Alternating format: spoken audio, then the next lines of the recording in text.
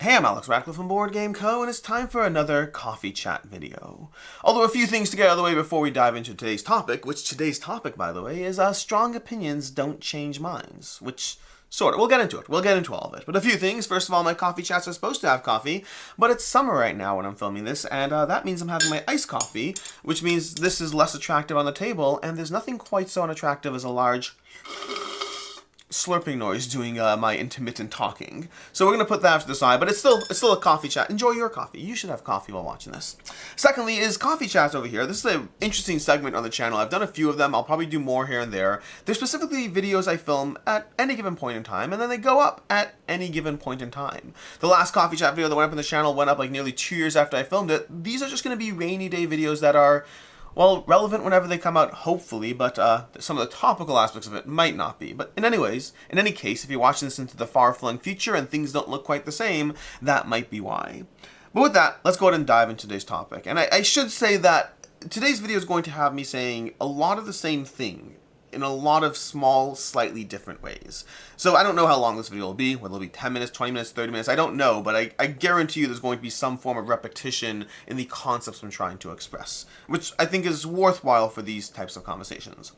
But strong opinions don't change minds. Or more specifically, strong, forceful opinions don't really change minds. We live in an age where we can talk to each other at any given point in any given way. We can see someone's comment on Facebook, we can reply to their thread, we can comment on a YouTube video, we can go on the BG forums and say something about someone else or their opinion or any of those things.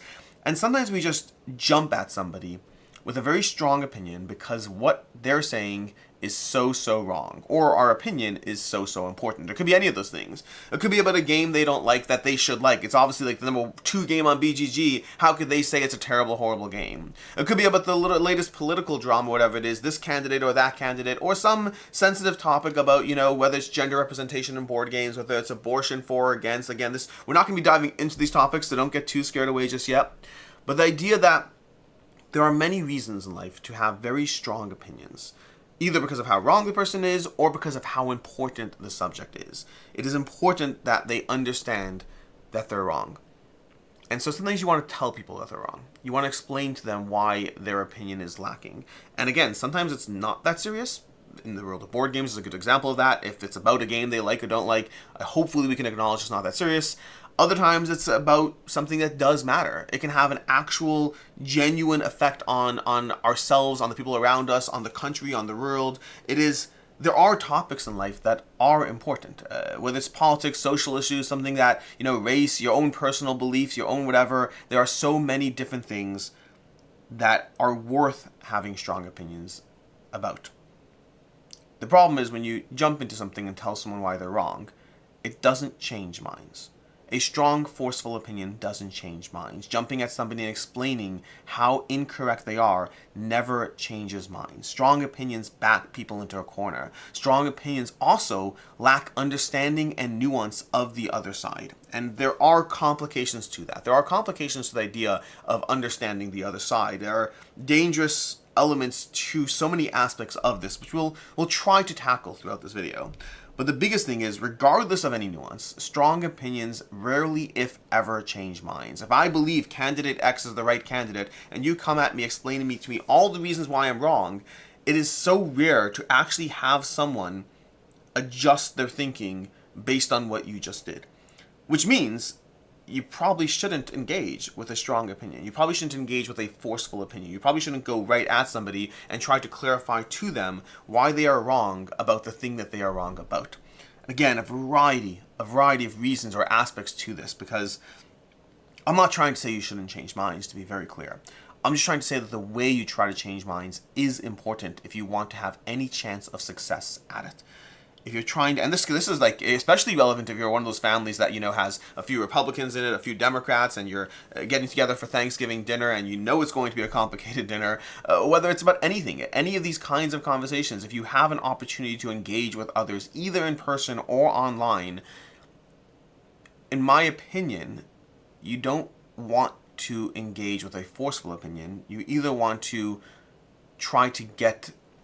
approach the subject with more understanding, empathy, and nuance, or you don't want to engage at all. And to be clear, I understand why you would want to engage with a forceful opinion. I understand why you'd want to dive into it because, again, it's so important. I'm trying to avoid giving specific examples because inherently if I sit there and say, well, X is wrong, and I try to approach that, inherently it'll halfway alienate the people who don't think X is wrong. So I'm not trying to engage in a specific. But if somebody believes something, if it's at the dinner table, at Thanksgiving dinner, and someone's spouting the latest nonsense that candidate X said in the general elections, who knows what. And let's say even worse than that. Let's say it's something that Snopes would have disillusioned in 2 seconds, would have torn apart. It's some garbage nonsense drivel that particular party spouts to support their side, and you know it's false. You know it's false. You know it's fake. Because I think this part we can all get behind, because no matter which side you're on of any conversation, everyone always has that one friend or family member that has spouted some political nonsense that is genuine nonsense. It's not a debatable fact. It is absolutely incorrect. And if you simply sit there and tell them, that's wrong, it's been disproven, Snopes says whatever, if you try to simply attack the validity of what they're saying, I think you're not going to get as far as you might want. You might even get them to agree that they are technically wrong. But again, we all have this friend or family member. They'll resort to like, oh, well, that might have been wrong, but the concept is true, whatever it is. Like, this kind of thing could have happened, or it's so believable because of this. There's so many ways to twist a narrative of something being factually wrong and still managing to turn it into somehow support for their side. You ever seen that? You ever encounter that? The person who's literally faced with being factually incorrect, and they somehow manage to say that the thing that they are factually incorrect about still supports their opinion in some way, shape, or form. You ever encounter that? Because I certainly have, and it's nonsense. It's absolute, utter nonsense.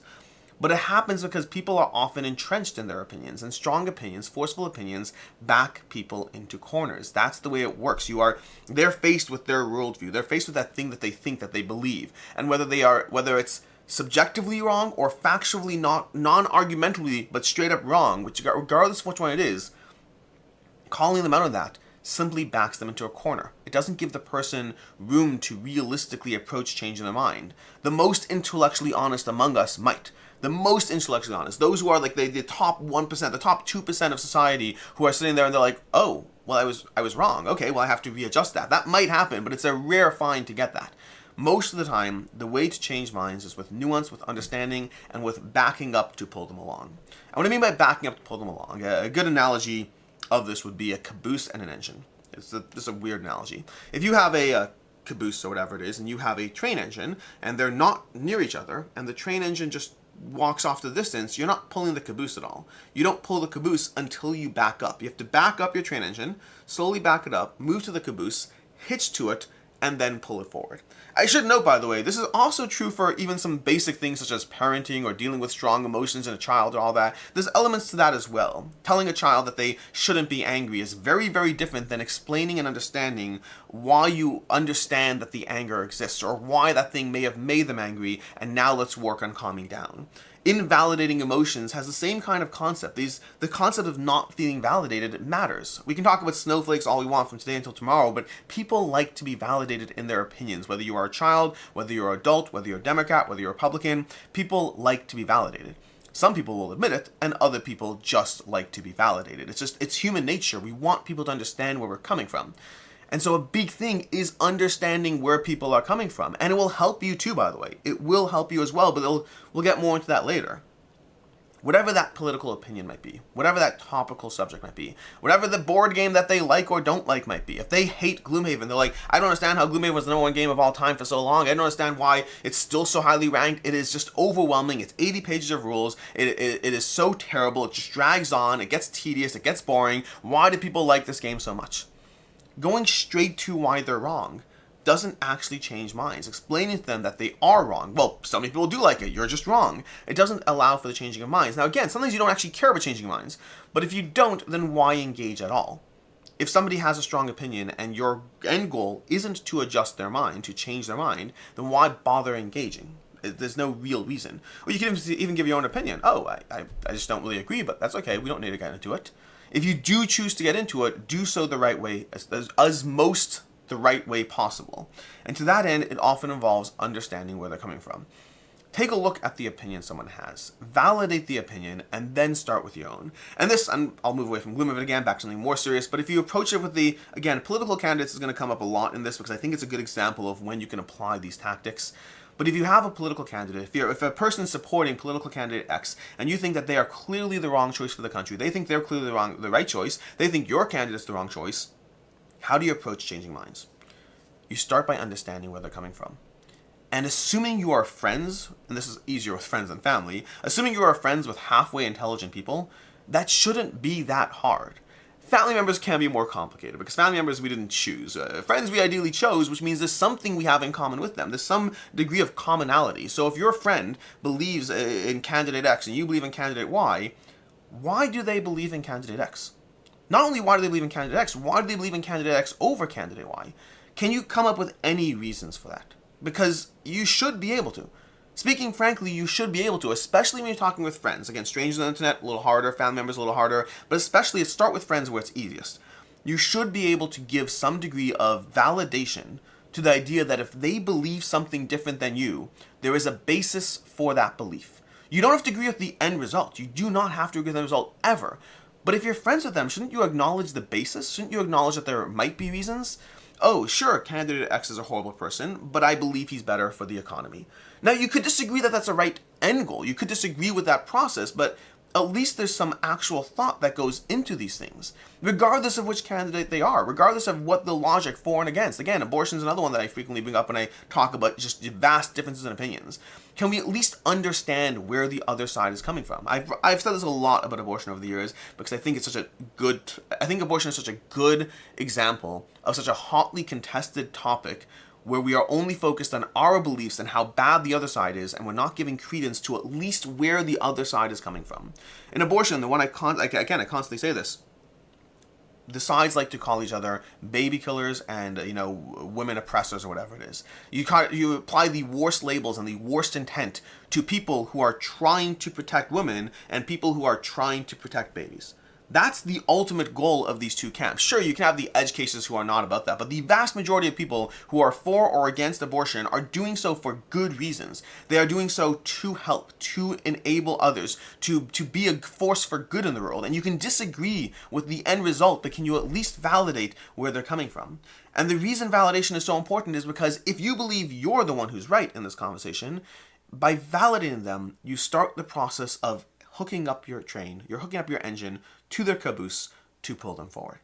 You start the process in abortion, whatever it is. If you're for abortion, they're anti-abortion. Like, hey, I get it. Like, abortion is complicated. It's like, the question of whether you're taking a life is so fraught with, that's a weight. It's a weighty topic. It shouldn't be taken lightly. It should not be taken lightly. Is this or is this not a human life? It's complicated. And so I totally get where you're coming from. I do. Like, it would be weird to just treat it irresponsibly. But at the same time, I guess the reasons and the why I feel different is because, to me, and this is not necessarily expressing my own viewpoints, it's just going through the role play of it, to me, the hypothetical of whether this is or isn't a life, while important, is weighed up against the fact that genuine lives are being put in actual danger in different ways, from physical to mental to the practical to financial. There's a real established known cost on one end and a uncertainty about that cost on the other. And I can understand why you're settling where you are. I can. I guess for me, when faced with that conversation, for me the actual known costs are more important to me. And so I think that's where and why I changed my mind. That's where and why I believed, for abortion as opposed to against it. But I get it. It's a hard conversation. You may or may not change a ton of minds with that approach, but I guarantee you're changing more minds than by simply telling someone that they're wrong. And I could play the same role play in reverse, the same idea of understanding and validating someone's viewpoint, of trying to approach it from their point of view, of not treating them like an enemy, but treating them like an ally, treating them like someone akin to yourself, who may or may not, and keep in mind, for yourself as well, most of us have had viewpoints that have evolved or changed over time. Go back to some of those viewpoints in different ways and remember how you've adjusted or changed as a human being. Remember how you've believed X and now you believe Y, and that establishment, that idea of changing as a person, reach into that when you're trying to examine how to convince somebody else to see things from your point of view. Hitching your train to their wagon, hitching your engine to their caboose, it's very much an essential thing to being able to actually talk to someone as opposed to talking at them. Talking at people doesn't really change minds. Talking to someone has the potential to change minds. I say potential very clearly because it's always hard to change minds, especially with people who have strong opinions. It's going to be hard to change a mind no matter what. But there are still better or worse ways to do it. There are still ways that are likely to be more successful or less successful. And I will say, we'll throw into the middle of this video here the part, because there is going to be a complicated part. There's going to be a segment of you who watch this video who are thinking at some point in this video, but you shouldn't engage with some people. Some people are so dangerous. Would you engage with a flat earther? Would you try to understand and seek their point of view? And the answer for me, by the way, I'll use that as an example, because as much as I'm trying to avoid taking sides in some areas here, I'll say I believe that the earth is round. I don't think that's that controversial an opinion. I believe the earth is round. More than that, I believe that the idea that the earth is flat is so far removed from any concept of reality to me that I don't think that I could approach it from understanding their worldview. I might seek to understand. I might try to ask them and explain and get into it. Like if I was engaged with a flat earther, I probably wouldn't. We'll get to that in a second. But if I was, I think I'd still be like, well, why do you believe the earth is flat? Like, I understand why I believe the earth is round. I don't understand how you believe the earth is flat, but I assume you're a reasonably intelligent person, so I guess I'm trying to figure out what is it that I'm missing. Like, could you explain it to me? Which, again, already is going to put you as more of an ally than, well, someone who's just telling them that they're wrong. But I think realistically for me, that's a hypothetical that I don't think I'd actually get to. Because in my mind, I just believe that the concept is so far removed from reality that I would simply choose not to engage. Meaning, if you do genuinely believe that someone's viewpoint is so wrong that you can't possibly approach it from understanding them, still you're wasting time trying to convince them. You're still wasting that time. Simply do not engage. Don't force them to dig in their heels. Don't force them to engage. Don't force them to espouse their reasons why they're right and the conspiracy theories as to why you're wrong and how you've been whatever it is.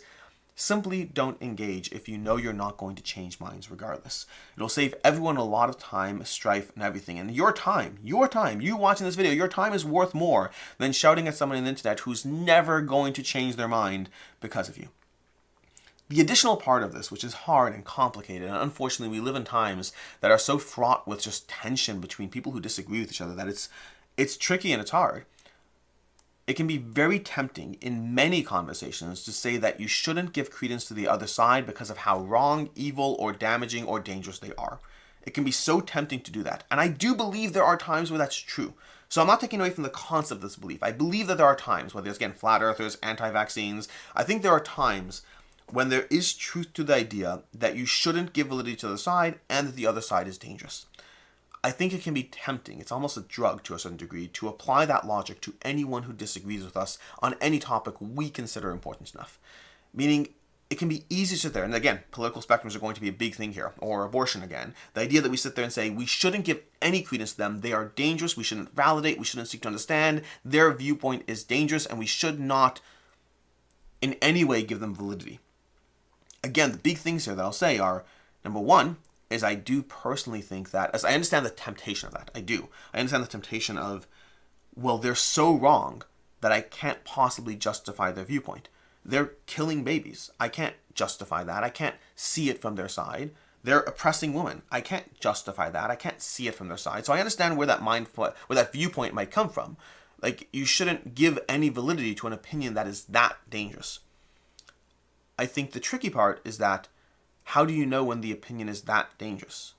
How do you know when that opinion is actually genuinely that dangerous? Because at least from my point of view over here, it feels like the scope of what we consider a completely invalid opinion just keeps growing year by year. As we have more divide between ourselves, between our friends, between family members, between different parties, I think that divide keeps growing.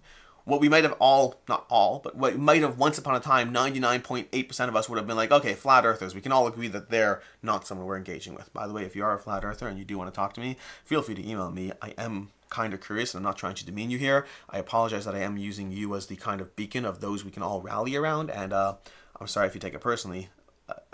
I'm sorry if you take it personally. But as far as that small 0.02% that we used to all agree on, I think that divide has widened. There are many people on the political spectrum who will simply not, like, you shouldn't engage with anyone who votes for that candidate, which might be 40% of the country. But that means you shouldn't give validity to the viewpoint of 40% of the country because they're that dangerous. Like, can you understand that even if you're right, can you understand what kind of divide that potentially causes? And the reason we are constantly shifting in terms of where we view things of how much we other the other party, it's hard. So even though it's tempting to simply mitigate and minimize anyone's viewpoint as dangerous and we shouldn't give it validity, I think that if you are going to take that stance, just don't engage. And I think you should challenge yourself on when you know an opinion is so problematic that you shouldn't engage versus when it's a good way to shut down any conversation. It might be hard to figure that out, and that's tricky. Past that, going back to the general conversation, I highly recommend checking out 7 Habits of Highly Effective People. I think habit 5, if I'm not mistaken, is the one where seek first to understand, then to be understood. When you're in any conversation, if you are trying to establish your viewpoint, you just have two people who are talking at each other, not to each other. If you seek first to understand, then to be understood, and then to be understood is important. We're not trying to minimize your ability to have your viewpoint heard.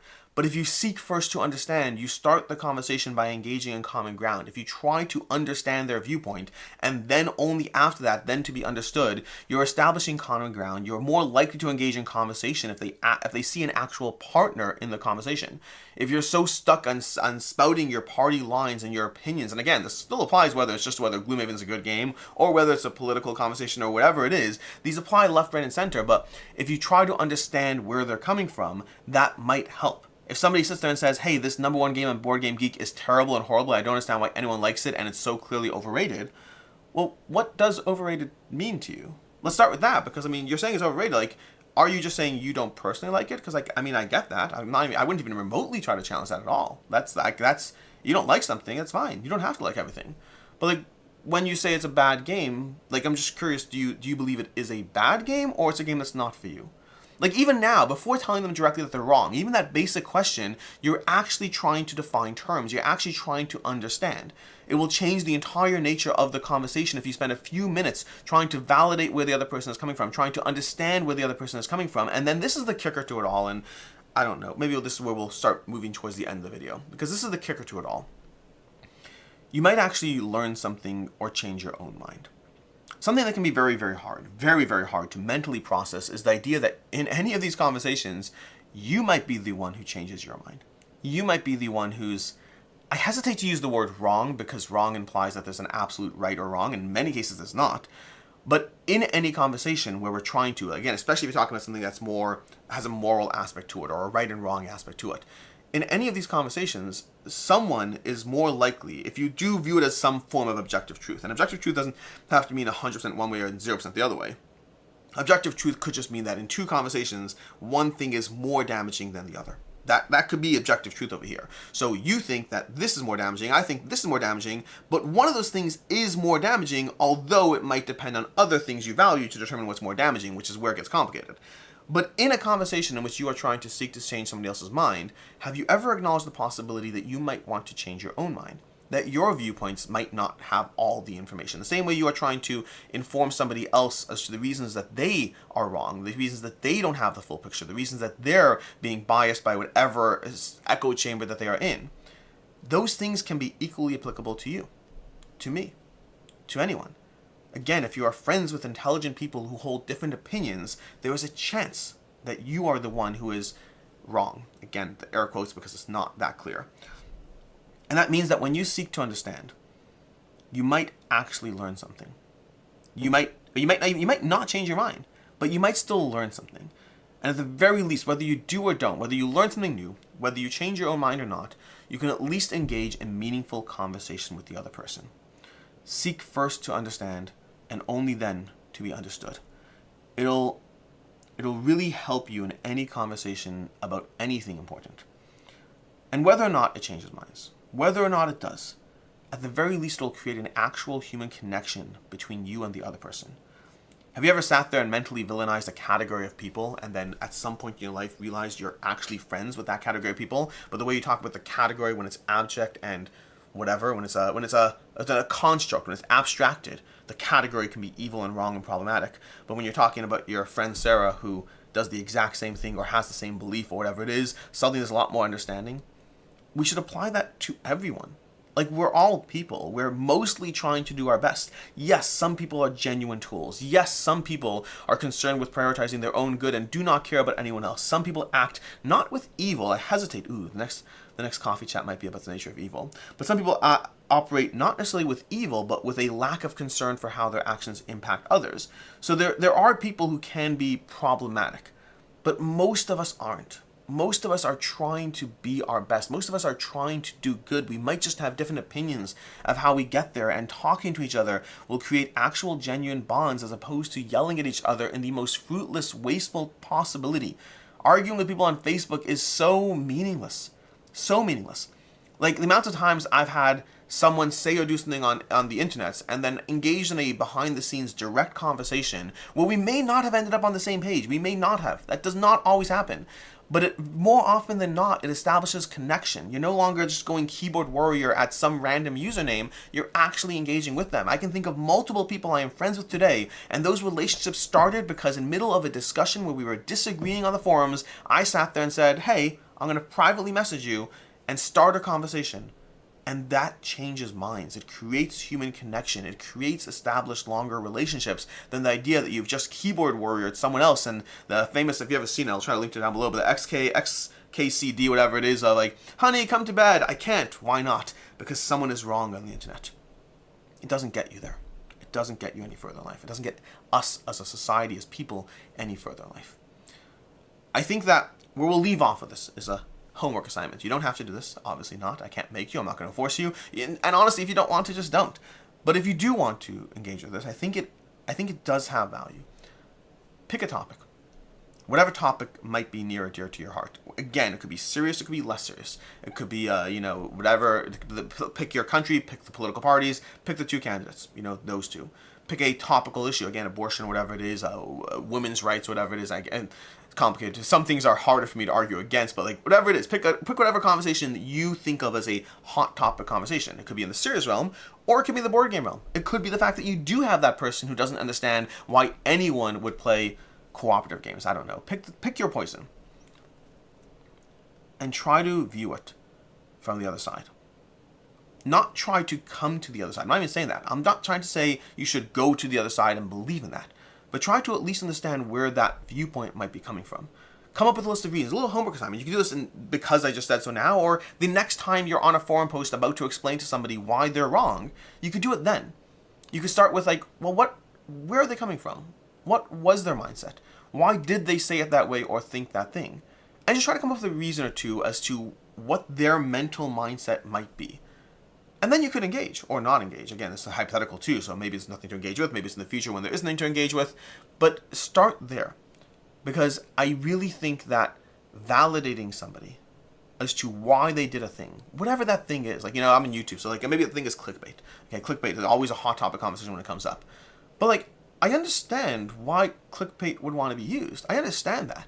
The main goal of a video is to attract people to watch that video. That's the main goal. So if you can improve that, if you're going to put all the time and effort into the video, and you can improve the number of people who are going to watch that video, and it's not really harming them, it's hooking them into the conversation. That's a good thing, right? It's a good thing for you as the creator. It's a good thing. If you believe your content is good, it's a good thing for the audience because you're pulling them in as well. So why would clickbait be a bad thing? It's engaging the viewer. It is making it so that they want to engage with your content. That is a good thing for you, and if your content is good, it's a good thing for the viewer. So why is it bad? And again, I do believe it's bad. It's a longer conversation.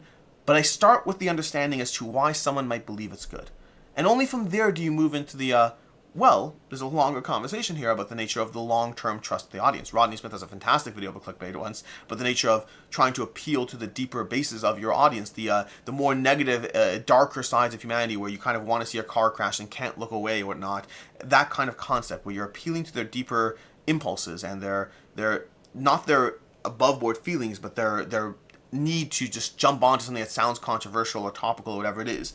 And by doing so, you kind of break the gap between a goodwill of an audience and a creator where I care about the best for you and you care about the best for me, but rather you're turning them into a monetization for their views and their eyeballs, and it creates a short-term gain but at a long-term loss. Now, there are ways to create, good topics or thumbnails or any of those things for videos that aren't breaching that trust, although sometimes they're not as effective.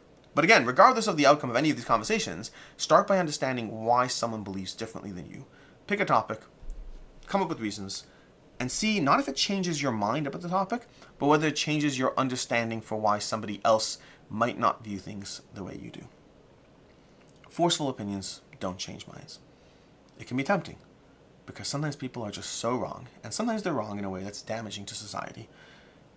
And so it can be very tempting to explain to people why they're wrong. I do think there's a better way to do it that has a greater chance of resulting in change, a greater chance of you becoming more educated yourself, and sometimes even a chance of friendships and bonds forming where they would have otherwise just been torn apart. In any case, that is your coffee chat for today. I'm Alex Radcliffe from Board Game Co. I hope you enjoyed this video, and we'll see when it goes up. And I'm going to go ahead and figure out my notes for the conversation about evil, because I have a whole host of thoughts about the nature of evil as well. Anyways, until next time, I'm Alex Radcliffe from Board Game Co., and I hope you have a good one.